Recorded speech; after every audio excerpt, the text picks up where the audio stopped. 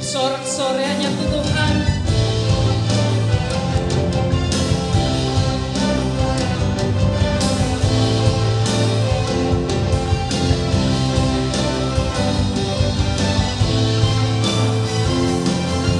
Amin.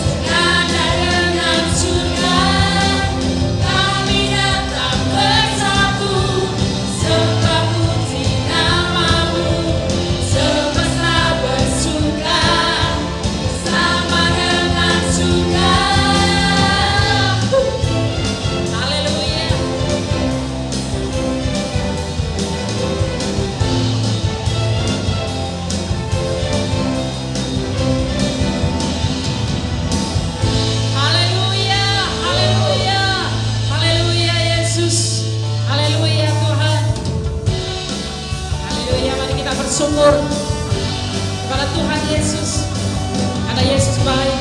Amin.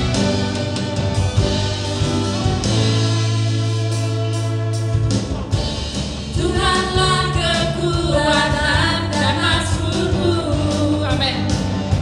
Dia gunung batu dan keselamatanku. Hanya padamu hatiku percaya.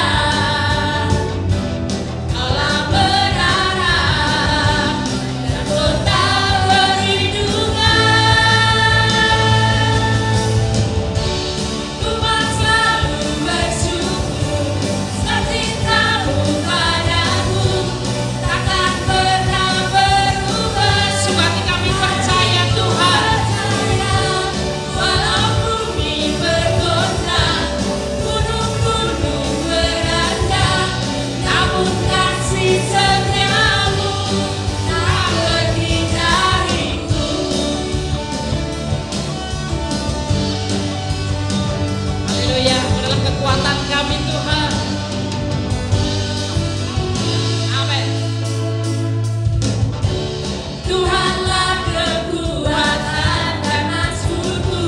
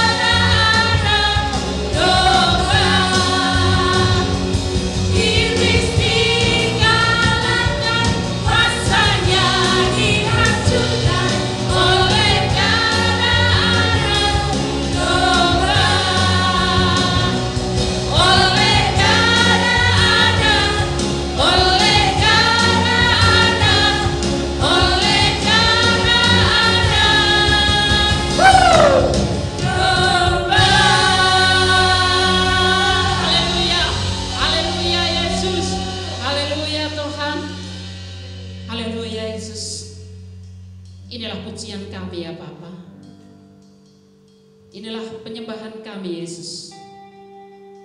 Biarlah ya Tuhan, pujian kami akan menjadikan kesukaan bagi Engkau ya Bapa, menjadikan dupa yang harum di hadapan Engkau ya Bapa. Sungguh Tuhan, pengorbanan-Mu luar biasa dalam hidup kami ya Bapa.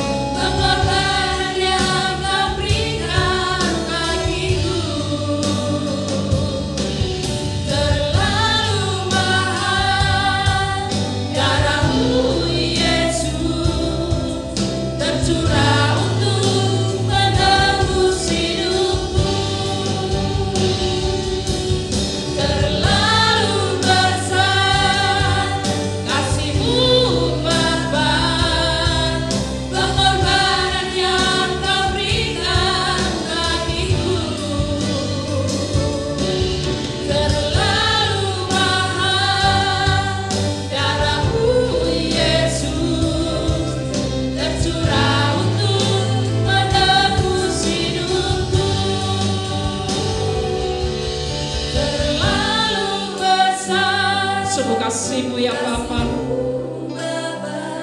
Sungguh pengorbanan-Mu yang berat di hadapan dengan ya Bapa.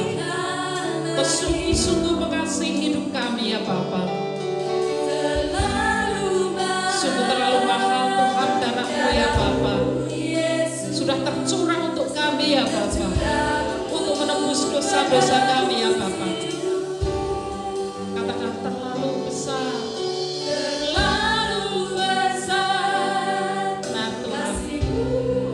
Kasih-Mu terlalu besar bagi kami ya Tuhan. Engkau sudah berkorban bagi kami Tuhan. Engkau sudah menyelamatkan hidup kami ya Bapa. Amin. Darah-Mu Yesus tercurah untuk menebus hidupku. Terlalu besar kasih-Mu Bapa, pengorbanan yang Kau berikan bagiku.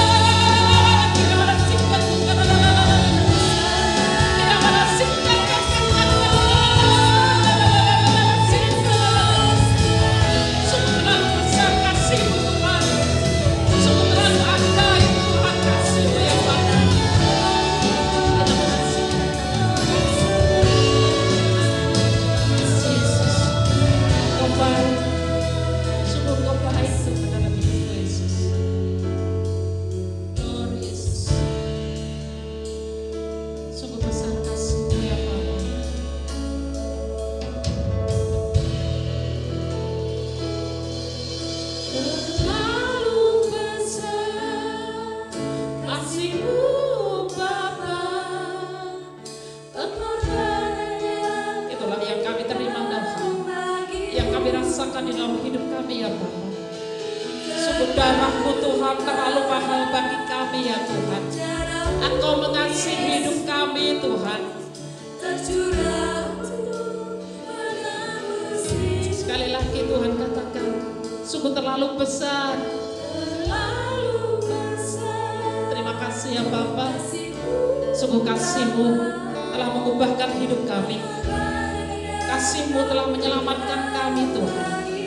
Kasih-Mu telah menyembuhkan kami Tuhan. Sungguh darah-Mu Tuhan terlalu mahal bagi kami ya Tuhan, untuk menebus dosa-dosa kami Yesus.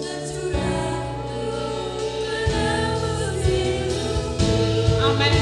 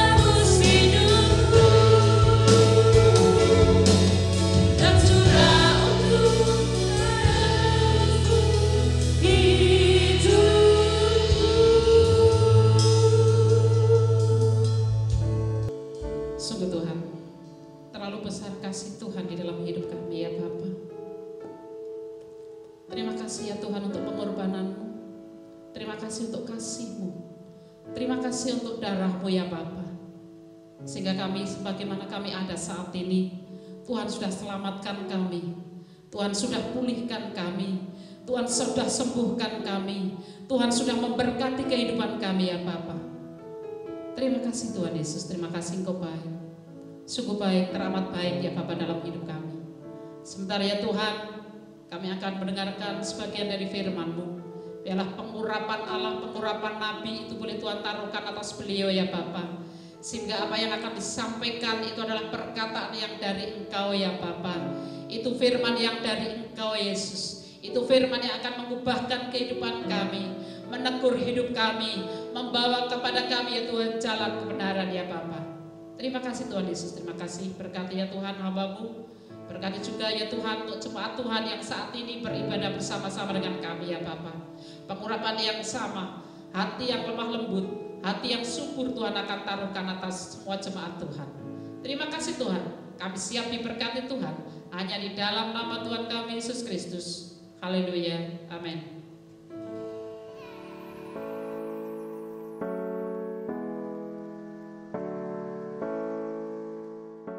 Shalom, selamat pagi Bapak Ibu Saudara sekalian. Senang sekali kita bisa berjumpa dan bisa beribadah kembali, walaupun dengan cara online. Mengingat semakin bertambahnya yang terinfeksi COVID-19 di Indonesia dan vaksin yang belum dirilis, maka saya mengambil sebuah keputusan untuk tetap ibadah online sampai situasinya kondusif. Sebab Alkitab mencatat di dalam kitab Amsal 27 ayatnya yang ke-12, dikatakan kalau orang bijak melihat malapetaka, bersembunyilah ia, tetapi orang yang tak berpengalaman berjalan terus lalu kena celaka. Orang bijak tetap menggunakan masker Bapak Ibu Saudara sekalian di tengah-tengah pandemi. Orang bijak tetap menjaga jarak di tengah-tengah pandemi, selalu mencuci tangan dan selalu menghindari kerumunan. Bapak Ibu Saudara sekalian, saya percaya berkat yang akan saudara terima dalam ibadah online itu tidak ada bedanya atau sama dengan ibadah onsite atau ibadah tatap muka. Sebab sikap hati kita lah yang sangat menentukannya. Kalau saudara beribadah dengan kehausan yang mendalam, kalau saudara beribadah dengan rasa takut dan gemetar, maka saya percaya saudara akan mengalami Tuhan di dalam setiap ibadah. Mari bersama dengan saya kita akan buka Alkitab kita masing-masing di dalam kitab Ulangan, pasalnya yang ke-28 ayatnya yang ke-13. Sekali lagi, mari bersama dengan saya kita akan buka Alkitab kita masing-masing di dalam kitab Ulangan, pasalnya yang ke-28, ayatnya yang ke-13. Dikatakan demikian, Tuhan akan mengangkat engkau menjadi kepala dan bukan menjadi ekor.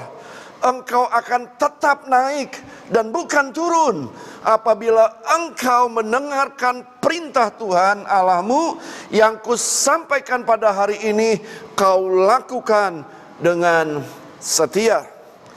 Bapak Ibu Saudara sekalian, cara kita mendengar firman Tuhan itu sangat menentukan apakah kita bisa mengalami janji Tuhan atau tidak.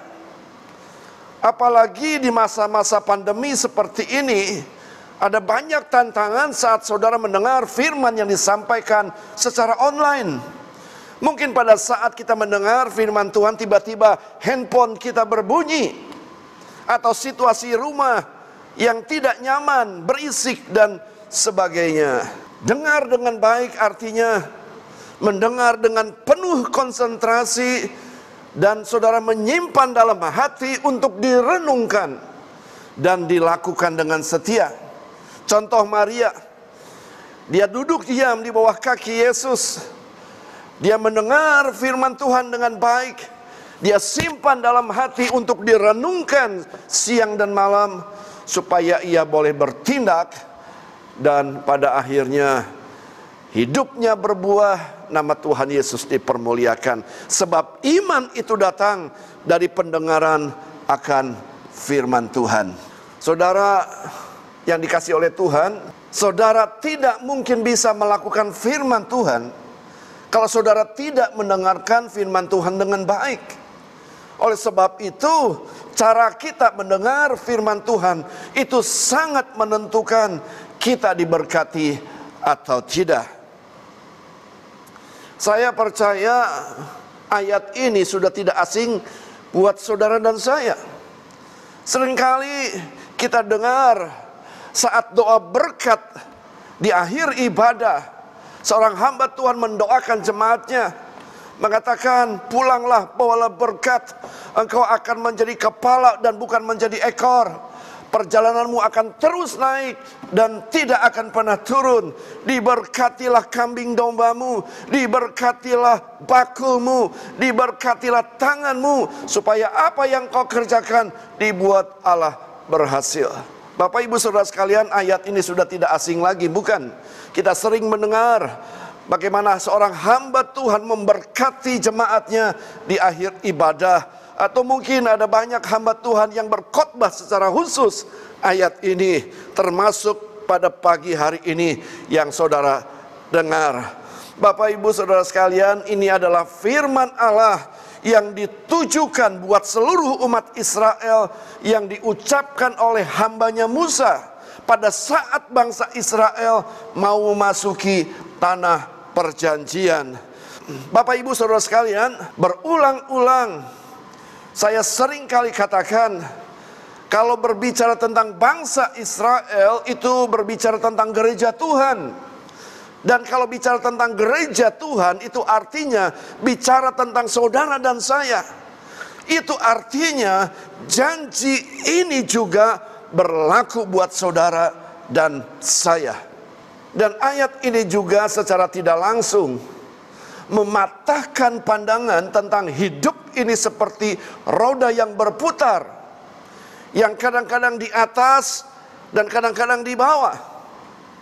Seringkali saudara, orang mengatakan bahwa hidup ini seperti roda yang berputar. Pada saat kita ada di atas, kita tidak boleh sombong, sebab suatu saat kita akan ada di bawah. Sementara yang ketika kita ada di bawah, jangan cepat putus asa, karena suatu saat kita akan ada di atas. Bapak Ibu Saudara sekalian, ayat ini secara tidak langsung mematahkan pandangan tentang hidup ini yang seperti roda yang berputar. Alkitab tidak pernah mengajarkan bahwa hidup ini seperti roda yang berputar. Alkitab mengajarkan sebuah pandangan bahwa hidup ini seperti sebuah grafik yang akan terus naik, dan tidak pernah turun. Artinya Hari ini harus lebih baik daripada kemarin. Bulan ini harus lebih baik dibandingkan bulan kemarin. Tahun ini harus lebih baik daripada tahun kemarin. Allah mendesain saudara untuk terus naik dan tidak pernah turun. Bapak Ibu Saudara sekalian, biar pagi hari ini kita mau mengevaluasi apakah hari-hari ini bagaimana perjalanan karirmu, bagaimana perjalanan bisnismu, bagaimana perjalanan pelayananmu. Kalau saudara sedang mengalami stuck di dalam bisnismu, kalau saudara sedang mengalami stuck di dalam pelayananmu, kalau saudara sedang mengalami stuck di dalam karirmu, camkan bahwa Allah tidak pernah mendesain saudara seperti itu. Terlebih daripada itu, mungkin saudara sedang mengalami penurunan.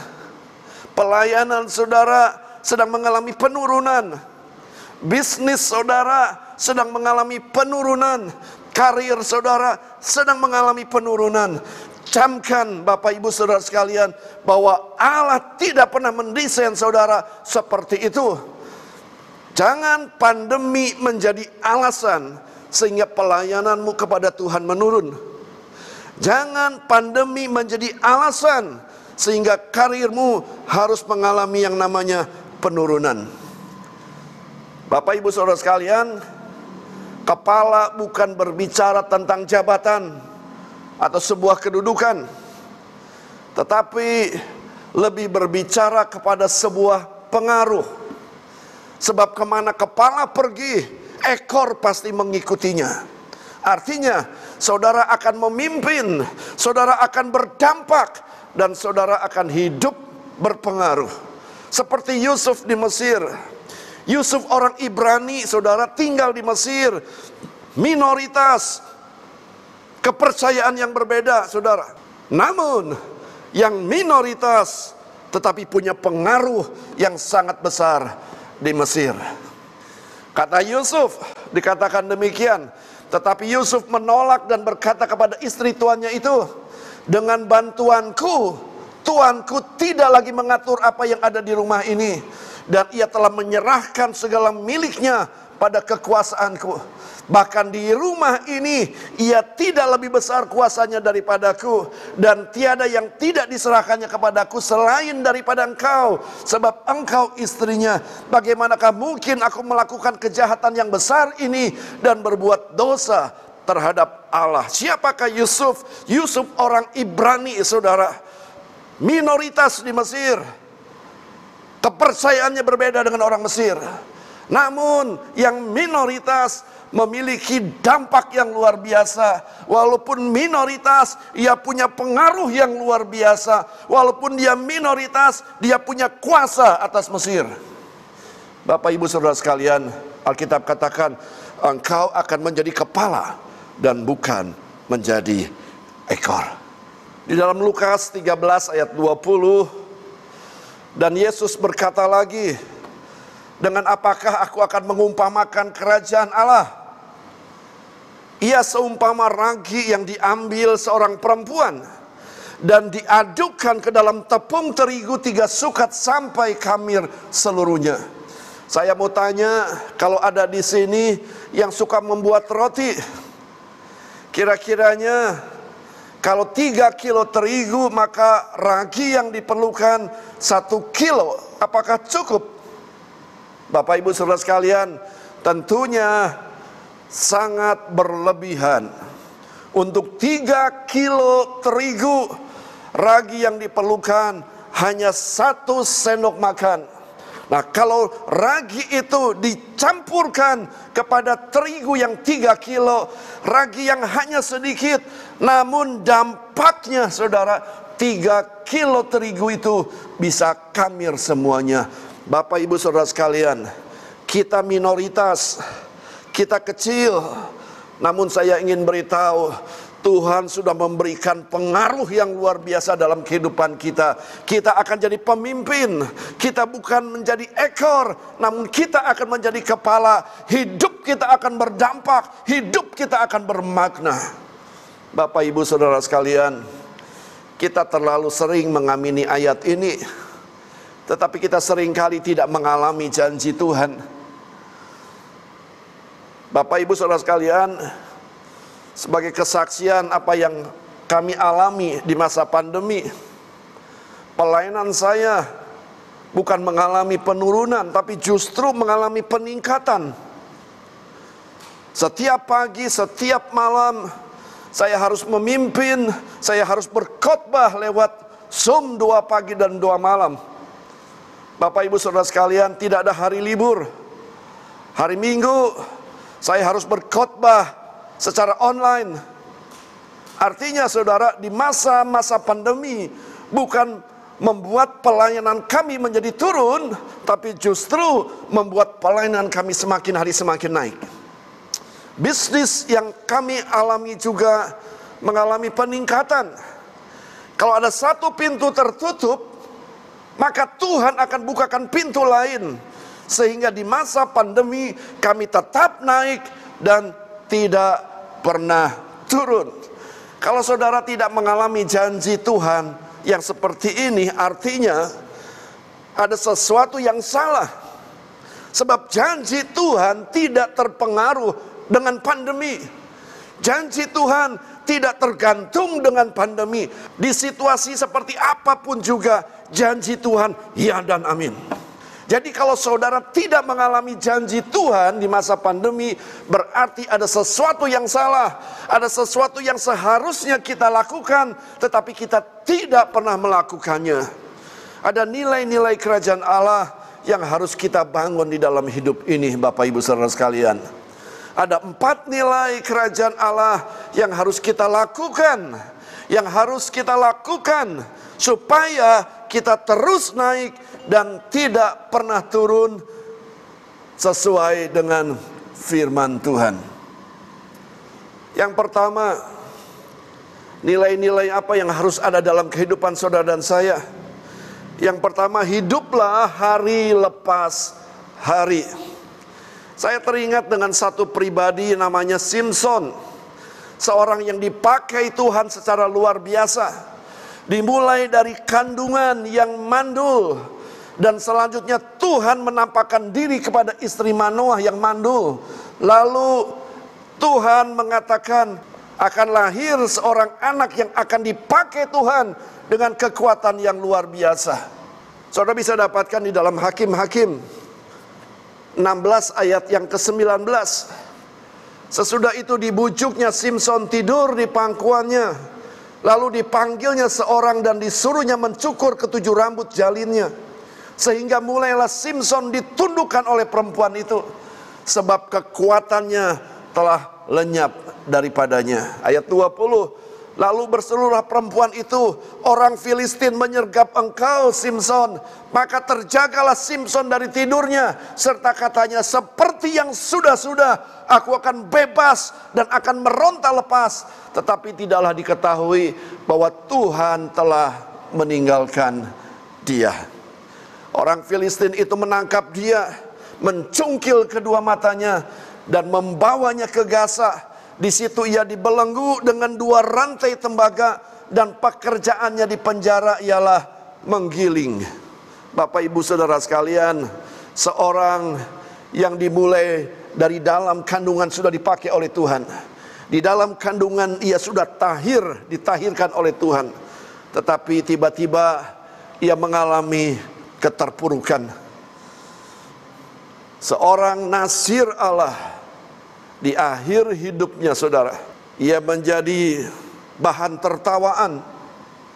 Pekerjaannya seorang nasir Allah, ia berkeliling-keliling untuk menggiling gandum. Kenapa hal ini bisa terjadi? Ayat 20 menjelaskan, seperti yang sudah-sudah. Artinya Simpson memakai urapan pengalaman yang kemarin untuk hidup hari ini. Artinya Simpson memakai pengalaman yang dulu untuk hidup hari ini. Allah sesungguhnya ingin melakukan perkara yang lebih besar, tetapi seringkali kita yang membatasi. Oleh sebab itu hiduplah hari lepas hari seperti bangsa Israel, berurusan dengan mana setiap hari. Matius 6 ayat 34. Sebab itu janganlah kamu khawatir akan hari esok, karena hari esok mempunyai kesusahannya sendiri. Kesusahan sehari cukuplah untuk sehari. Bapak Ibu Saudara sekalian, kenapa bangsa Israel pagi-pagi harus bangun dan mengumpulkan satu mangkok mana? Kalau ada di antara mereka yang membawa 7 mangkok, saudara, dengan asumsi 1 minggu mereka tidak akan keluar kemah karena mereka punya cadangan makanan di dalam kemah. Apa yang akan terjadi? 1 mangkok bisa dimakan, sementara yang 6 mangkok lagi menjadi busuk. Bapak Ibu Saudara sekalian, secara tidak langsung Allah sedang mengajar bangsa ini untuk setiap hari berurusan dengan mana. Secara tidak langsung Allah sedang mengajar bangsa ini supaya hidup hari lepas hari. Bukankah Ratapan 3 ayat 22 mengatakan, tak berkesudahan kasih setia Tuhan, tak habis-habis rahmatnya, selalu baru setiap pagi, besar kesetiaanmu. Bapak Ibu Saudara sekalian, nilai-nilai kerajaan Allah yang pertama, hiduplah hari lepas hari. Kalau hari ini Tuhan sudah tolong kita, saudara, maka besok pun Tuhan pasti akan tolong kita. Kalau kemarin Tuhan tolong kita, hari ini pasti Tuhan akan tolong kita. Kalau bulan lalu Tuhan tolong kita, maka bulan ini juga pasti Tuhan akan tolong kita. Hiduplah hari lepas hari. Sebab kesusahan sehari cukuplah untuk sehari. Mari belajar hidup hari lepas hari. Sebab rahmatnya selalu baru tiap pagi. Yang kedua, Bapak Ibu Saudara sekalian, ada seorang yang mencari pekerjaan di masa-masa pandemi seperti ini, cari kerjaan susah. Namun Bapak ini harus mencari nafkah untuk 4 orang anaknya, saudara. Jadi dia keluar masuk pabrik untuk mencari pekerjaan. Namun sebagian besar pabrik-pabrik tersebut justru mengurangi tenaga kerja. Jadi Bapak ini setengah kesulitan. Di tengah-tengah keputusasaannya, Bapak ini pergi ke sebuah perusahaan pemotongan kayu, saudara. Dan dia melamar untuk bekerja di sana. Diterimalah Bapak ini untuk bekerja di sebuah perusahaan kayu. Dan pekerjaan Bapak ini adalah setiap hari harus menebang pohon kayu. Dan pohon itu harus disetorkan kepada pabrik kayu untuk dipotong. Dan mulailah Bapak ini bekerja. Hari pertama saudara masuk jam 7, pulang jam 4. Dan Bapak ini memberikan laporan kepada perusahaan bahwa hari itu Bapak ini menebang 10 pohon karet. Lalu owner dari perusahaan ini mengatakan, ini permulaan yang bagus sekali, pertahankan prestasimu, bekerja lebih giat lagi. Lalu Bapak ini mengatakan, baik Pak, saya akan berusaha dengan keras. Keesokan harinya Bapak ini kerja mulai jam 7 dan akhir jam 4. Dan juga memberikan laporan, namun laporannya berbeda. Hari itu dia hanya menebang 8 pohon, saudara. Lalu pemilik perusahaan tersebut sedikit kaget mengatakan, mengapa hari ini hanya 8 pohon? Lalu Bapak ini mengatakan, saya pun tidak tahu kenapa hari ini saya hanya 8 pohon. Keesokan harinya Bapak ini pergi lagi bekerja, masuk jam 7, pulang jam 4 sore. Dan saat ia pulang, dia memberikan laporan terlebih dahulu. Ternyata hari itu dia hanya memotong 4 pohon karet. Bapak Ibu Saudara sekalian, lalu pemilik pabrik tersebut mengatakan, mengapa engkau mengalami penurunan? Lalu Bapak ini mengatakan, saya pun tidak tahu Pak, padahal saya sudah bekerja keras. Saya masuk jam 7, pulang jam 4. Saya tidak habis pikir, kenapa hasilnya kok semakin hari semakin menurun. Bapak Ibu Saudara sekalian, lalu pemilik perusahaan tersebut mengatakan bahwa Bapak ini telah melakukan kesalahan, yaitu Bapak ini tidak pernah mengasah mata kapak. Kalau saja setiap kali menebang pohon mata kapak itu diasah, maka hasilnya itu akan meningkat. Sebab hanya beberapa ayunan saja, maka pohon karet itu akan tumbang. Namun kalau mata kapak itu tidak pernah diasah, saudara, beberapa kali dia harus mengayunkan kapak, namun pohon itu tidak tumbang-tumbang. Saya ingin beritahu, kesalahan terbesar adalah Bapak ini tidak pernah mengasah mata kapak. Bapak ibu saudara sekalian, setiap talenta yang Tuhan berikan dalam hidup saudara dan saya, setiap karunia yang Tuhan berikan dalam kehidupan saudara dan saya, itu harus diasah. Kalau engkau ingin hidup mengalami peningkatan, kalau engkau ingin perjalanan karirmu terus naik dan tidak pernah turun, maka bagian kita harus tetap mengasah setiap karunia, setiap talenta yang Tuhan percayakan untuk kita kerjakan. Yang ketiga, di dalam Matius 25 ayat 21 dikatakan demikian. Maka kata tuannya itu kepadanya, baik sekali perbuatanmu itu, hai hambaku yang baik dan setia. Engkau telah setia dalam perkara kecil, aku akan memberikan kepadamu tanggung jawab dalam perkara yang besar. Masuklah dan turutlah dalam kebahagiaan Tuhanmu. Bapak ibu saudara sekalian, ketika kita setia dalam hal yang kecil, maka Tuhan akan percayakan tanggung jawab yang besar. Dan kalau kita setia dalam hal yang besar, maka Tuhan akan percayakan hal-hal yang lebih besar lagi. Dan kalau kita setia kepada hal-hal yang lebih besar, maka Dia akan percayakan perkara-perkara yang lebih besar lagi, unlimited.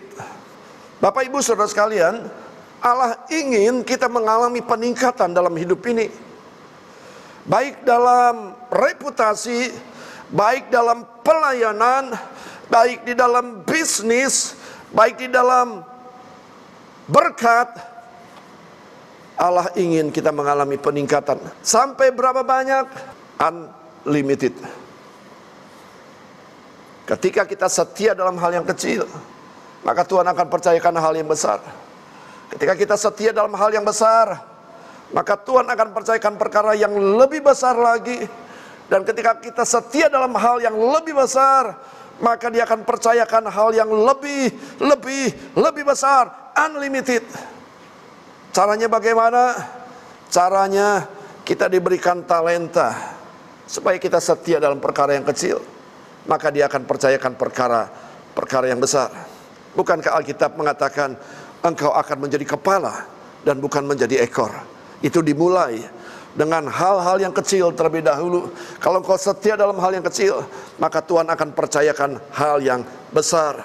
Namun bagaimana kita bisa dipakai Tuhan dalam perkara yang besar, kalau hal yang kecil saja kita tidak bertanggung jawab? Belajarlah setia dalam hal yang kecil, maka Tuhan akan membawa saudara menjadi kepala dan bukan menjadi ekor. Bahkan Tuhan akan membawa saudara, perjalanan hidupmu akan terus naik, perjalanan karirmu akan terus naik, perjalanan bisnismu akan terus naik, perjalanan pelayananmu akan terus naik dan tidak akan pernah turun. Amin. Bapak ibu saudara sekalian, seharusnya janji ini berlaku untuk setiap orang percaya. Namun kenyataan tidak setiap orang mengalami janji ini. Tentunya ada hal-hal yang salah, saudara. Kita tidak pernah melakukan prinsip-prinsip kerajaan Allah dalam hidup ini. Kalau pagi hari ini kita mau berubah, biarlah prinsip kerajaan Allah itu ada dalam kehidupan kita. Yang pertama, saudara, belajar hidup hari lepas hari. Yang kedua, belajar mulai mengasah setiap talenta yang Tuhan taruhkan dalam hidup saudara. Dan yang ketiga, saudara, belajar untuk setia dalam hal yang kecil. Maka janji itu akan terjadi dalam hidup saudara. Engkau akan menjadi kepala dan bukan menjadi ekor. Perjalananmu akan terus naik dan tidak akan pernah turun. Ingat, janji ini berlaku di segala situasi, termasuk di masa pandemi seperti ini.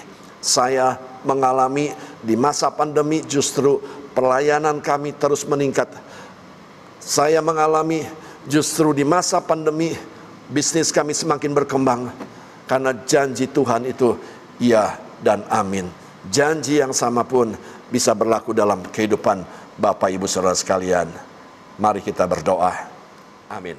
Mari Bapak Ibu Saudara sekalian, kita mau persiapkan hati untuk kita bisa ambil bagian dalam perjamuan kudus pada hari Minggu ini. Syaratnya adalah hati ini harus bebas dari segala kepahitan. Masih ada waktu beberapa saat pergi berdamai dan kembali lagi untuk ambil bagian dalam perjamuan kudus. Alkitab mengajarkan demikian. Yang kedua, syarat untuk ambil bagian dalam perjamuan kudus adalah sudah lahir baru, sudah bertobat. Dan yang ketiga, orang yang boleh ambil bagian dalam perjamuan kudus adalah orang yang sudah membereskan segala dosa-dosanya. Kalau masih ada dosa yang terpelihara, masih ada kesempatan datang kepada Tuhan. Alkitab katakan sebab Dia adalah Allah yang setia. Barang siapa yang mengaku dosa, maka Ia akan mengampuni dan memulihkannya. Bapak Ibu Saudara sekalian, mari kita ambil perjamuan kudus ini dengan sikap hati yang benar, supaya perjamuan kudus ini boleh mendatangkan berkat yang besar dalam hidup saudara. Dan makna perjamuan kudus yang sesungguhnya adalah kalau kita bisa mengingat akan apa yang Yesus kerjakan 2000 tahun yang lalu. Dia sudah mati di atas kayu salib, tubuhnya hancur. Kenapa Dia lakukan demikian? Karena tidak ada cara lain saudara untuk bisa menyelamatkan saudara. Dia harus mati di atas kayu salib, tubuhnya hancur. Kenapa Dia lakukan? Karena Dia mengasihi saudara dan saya. Oleh sebab itu, roti yang sudah dibagikan oleh ketua-ketua sel, ketua kesan, kita mau ambil dan kita mau mengangkatnya bersama-sama, mengingat peristiwa 2000 tahun yang lalu.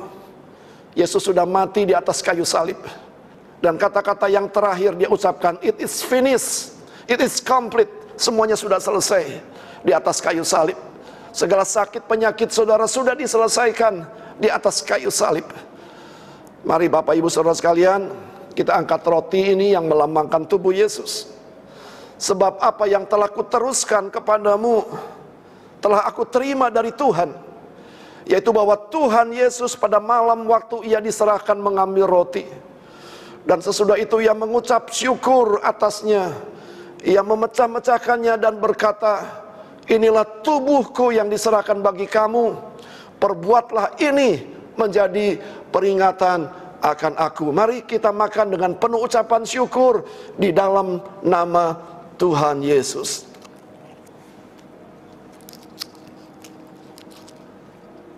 Haleluya.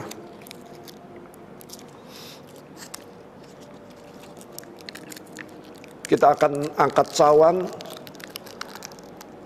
yang melambangkan darah Yesus. Bapak Ibu Saudara sekalian, darahnya tercurah di atas kayu salib.